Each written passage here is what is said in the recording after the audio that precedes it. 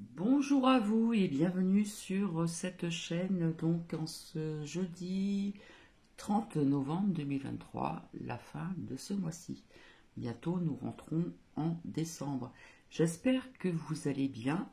Donc je vais commencer par vous lire la phrase du jour. J'espère qu'on m'entend bien. Les étoiles sont éclairées pour que chacun puisse un jour retrouver la sienne. Ceci est très connu et d'Antoine de Saint-Exupéry. Voilà, voilà.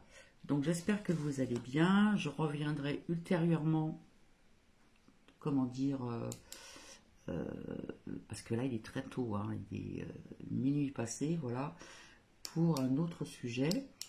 Là c'est juste une écoute, voilà, une écoute. Donc en ce qui concerne le saviez-vous, le Dalai Lama est un salarié des Américains. Donc c'est à écouter, ça ne dure pas très longtemps, c'est très intéressant, il y a des mises en lumière, il y a des vérités qui, euh, qui arrivent, hein, voilà, qui sortent. Hein. Donc c'est très intéressant sincèrement à écouter.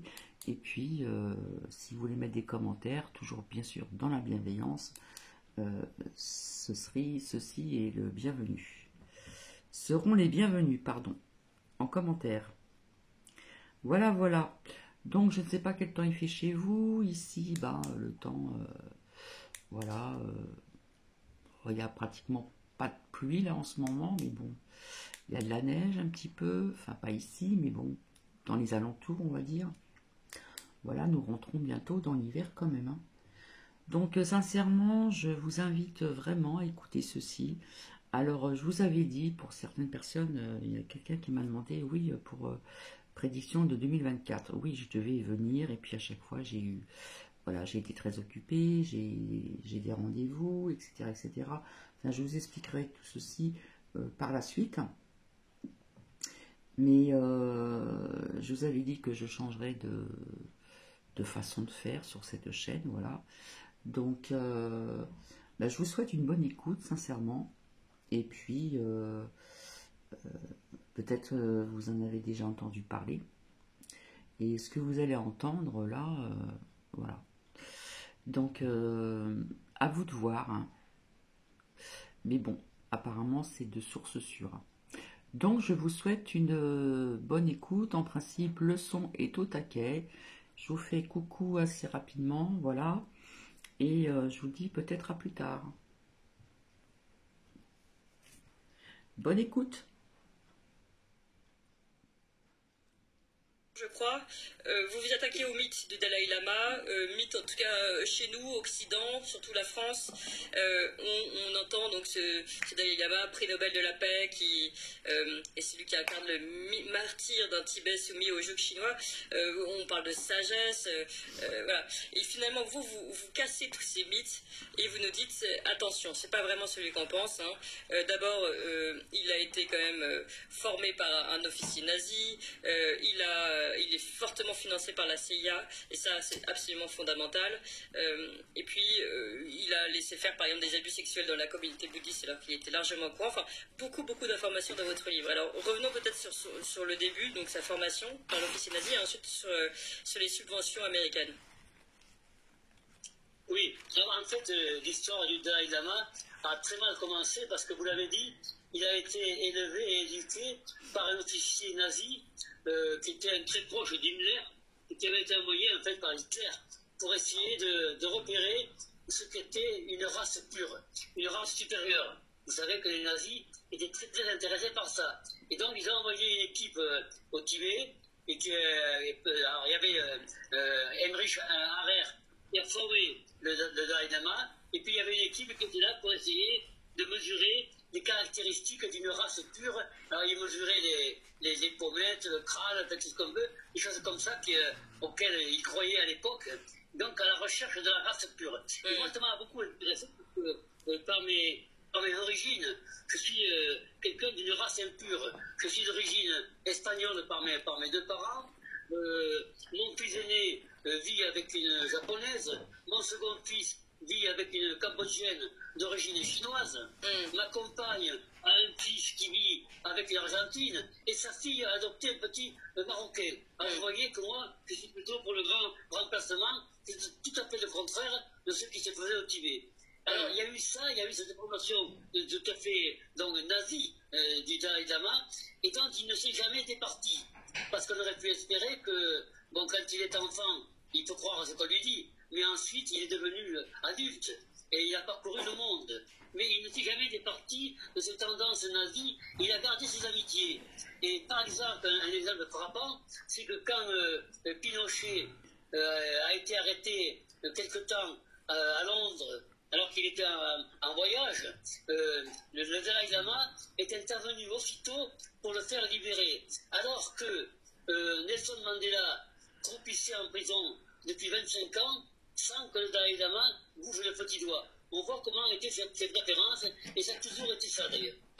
Alors, intéressant également, vous nous dites que finalement le Dalai Lama, qui a fui, qui a régné pendant 9 ans, de 1950 à 1959, et qui a fui en 1959 en Inde, finalement n'a pas profité de ces 9 ans de règne pour abolir le servage et l'esclavage, donc qui est resté au Tibet, et qui concernait quand même 95% de la population. On parle d'esclavage là, donc c'est intéressant pour nous occidentaux, encore une fois, alors qu'on parle toujours du bouddhisme comme étant, entre guillemets, religion de la paix. Ici, vous nous dites c'est pas du tout ce qu'on pense, puisqu'on voit bien le Dalai Lama, c'est on va dire satisfait en tout cas de cette situation et ne l'a absolument pas modifié. Et d'ailleurs, vous allez nous dire comment cet esclavage a été aboli par la suite. Bien, il se trouve qu'effectivement, il y avait une sorte d'esclavage ou de servage, si on veut être gentil, et qui avait été d'ailleurs souligné par les amis même du Dalai Lama, et je pense à cette grande exploratrice française, Alexandra David-Néel, qui a écrit ça dans ses mémoires. C'est quelque chose d'extraordinaire parce que nulle part au monde, on avait encore un pays où se pratiquait l'esclavage.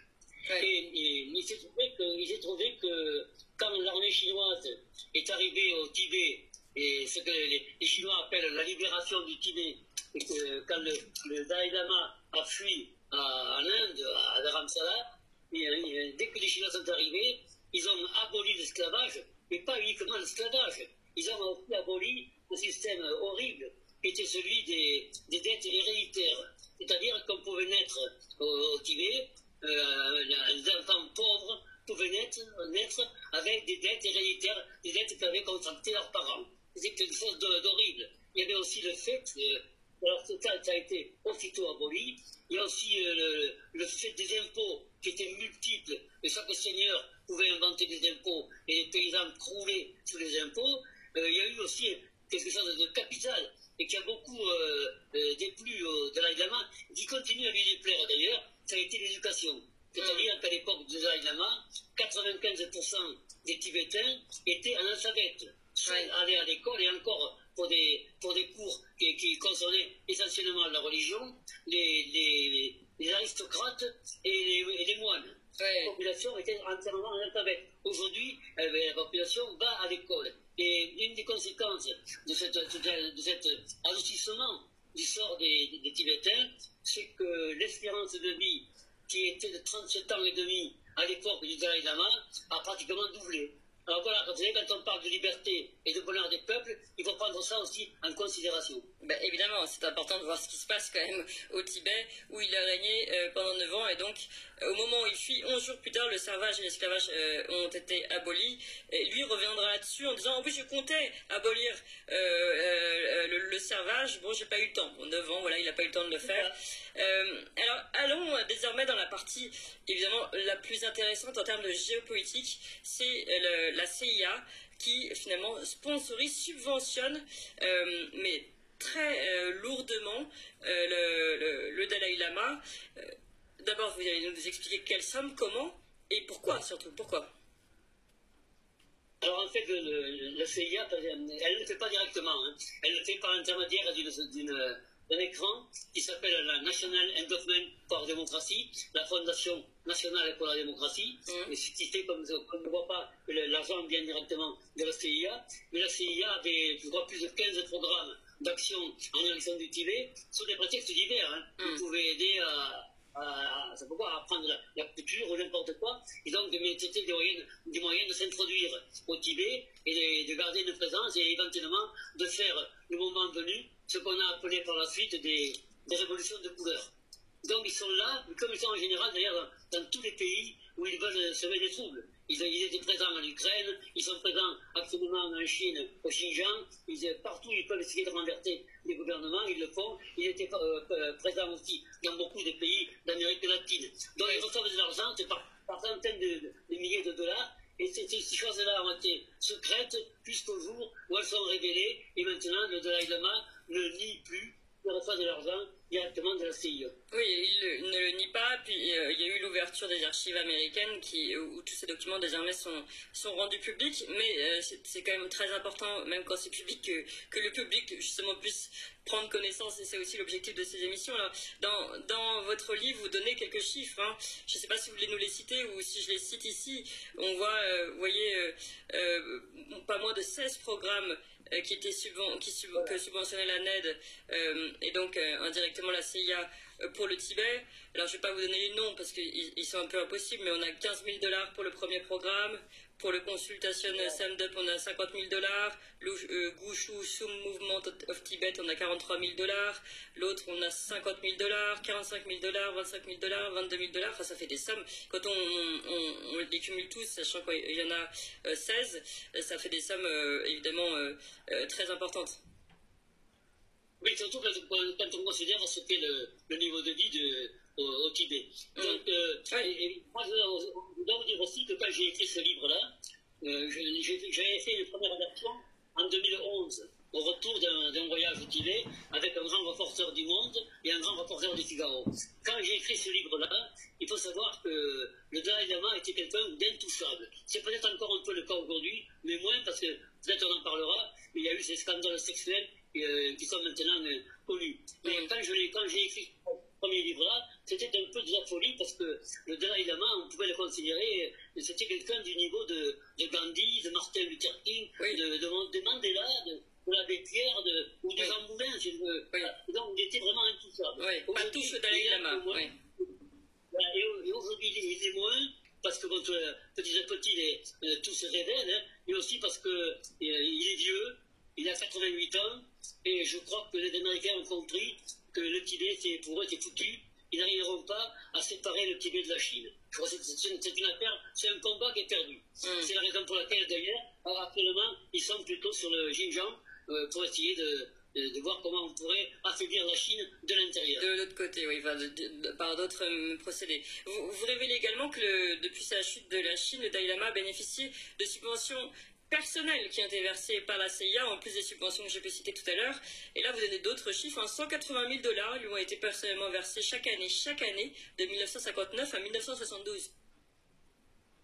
Voilà, en fait, il est salarié des Américains.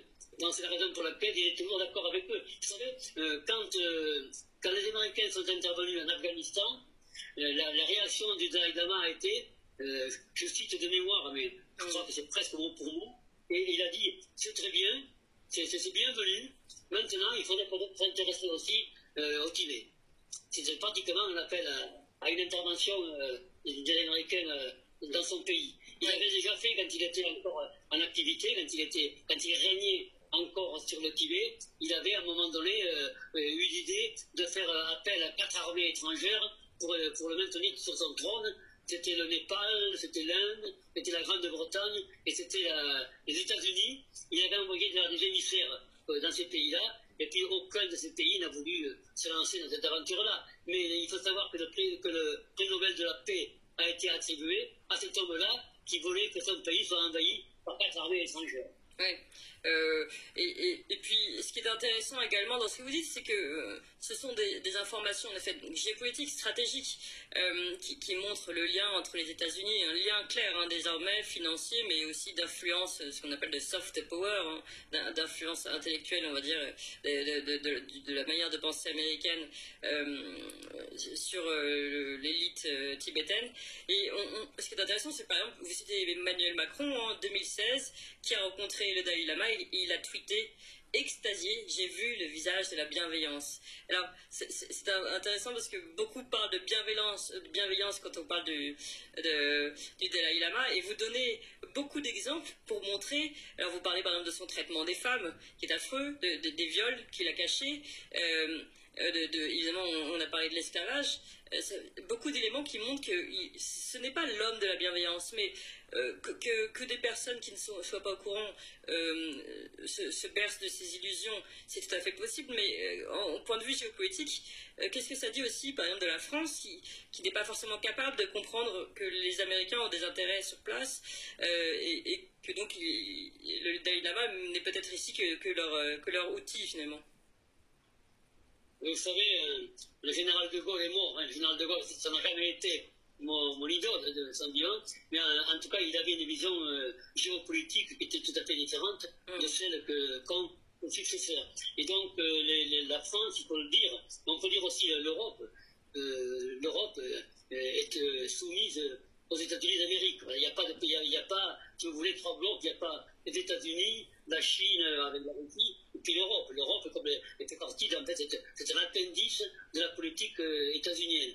Donc, de ce point de vue-là, la France, même si les Français savent, hein, vous savez, en 2008, il y a eu l'inauguration d'un temple à Lodève dans l'Hérault, pas très loin de chez moi. Là, on avait la femme du président à l'exercice Sarkozy, c'était Carla Bruni, était là. Il y avait aussi Bernard Kouchner, ce ministre socialo-sarkozyste, qui était là. Il y avait Ramayad, qui était ministre aussi, notamment des droits de l'homme, c'est extraordinaire. Il était là, pour faire dévotion, exprimer la dévotion de Dalai Lama, et à un de ses proches, qui était Sigyal Rinpoche, qui était un violeur notoire. Donc il était là parce que, en fait, ça faisait bien, et ça montrait un petit peu que le gouvernement français était partisan de tout ce qui pouvait être doux et pacifique à travers le monde. Alors, parlez-nous justement, en parlant de pacifisme, des agressions sexuelles qui ont eu lieu et désormais qui sont reconnues officiellement, et d'ailleurs par lui également, par le Dalai Lama, qui ont eu lieu dans ces communautés bouddhistes. Alors, oui. En fait, j'ai écrit ce livre-là, qui est donc une réédition enrichie et augmentée de ce que j'avais écrit en 2011, parce que là, entre-temps, il y a eu effectivement ces révélations des agressions sexuelles, des viols et des actes de pédophilie dans les temples, dans les monastères. Et j'ai écrit deux chapitres là-dessus, deux chapitres très très documentés, que ce sont des choses irréfutables dans la mesure où il y a des films et des documentaires. On voit le Dalai Lama qui en parle, qui est au courant. On voit aussi son principal collaborateur, son interprète, Mathieu Ricard, qui est un Français, qui est le fils du philosophe Jean-François Revel, qui lui aussi était au courant des actes de pédophilie. Je raconte de tout ça en détail dans mon livre, et c'est terrible parce que le Dalai Lama dit, on l'entend dire, qu'il était au courant. Il était au courant depuis 1997. Et Mathieu Ricard était au courant aussi, il le dit dans son blog, donc tout ça est documenté. Mais ce que je veux vous dire, c'est qu'en France, la loi fait obligation à quiconque est informé d'agressions sexuelles ou de crimes d'en faire la dénonciation. Les agressions sexuelles sont des délits. On est obligé de les dénoncer.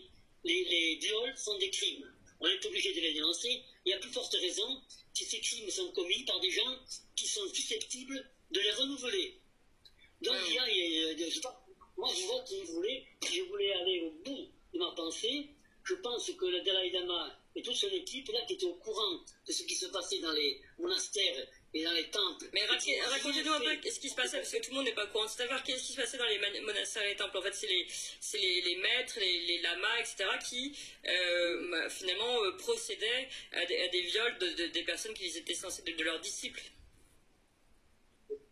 Juste, je réponds, mais juste, je veux dire que le gouvernement chinois, après la fuite du Dalai Lama, a aussitôt interdit que des enfants soient embauchés dans des monastères, dans les temples.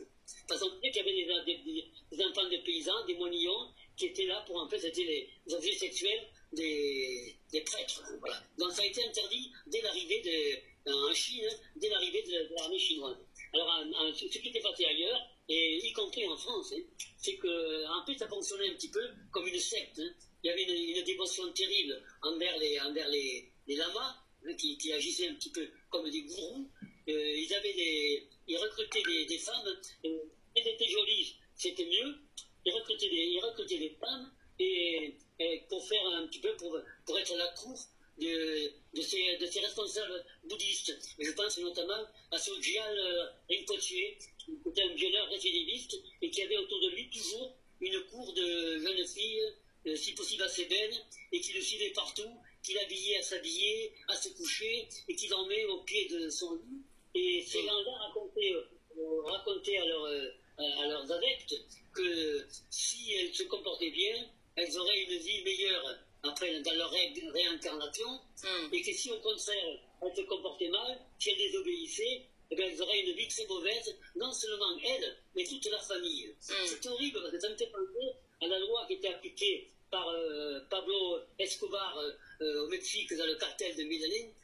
Si un de ses collaborateurs trahissait, non seulement il était exécuté, mais toute sa famille. Sa femme, ses enfants, ses parents, ses cousins, cousines, on exécutait tout le monde. Et là, c'est pareil. Si une jeune fille refuse de coucher avec le maître, eh bien, non seulement elle aura un mauvais karma, elle va renaître dans une condition très pauvre et très douloureuse, mais toute sa famille aussi. Vous voyez, petit peu, là, on est pratiquement à la limite des sectes, d'autant plus que souvent, ces femmes-là, non seulement étaient subjuguées, mais en plus, elles étaient quelquefois privées de sommeil et sous-alimentées. Oui, et alors, ce que vous expliquez, c'est que ça faisait même partie, d'ailleurs, presque d'un rituel qui fait partie de la religion bouddhiste. C'est ce que vous dites, hein, c'est que le bouddhisme tibétain est lui-même imprégné de tantrisme, et que dans ce tantrisme, les pratiques sexuelles entre les maîtres et les fidèles sont finalement le chemin de prédilection vers ce qu'ils appellent l'éveil.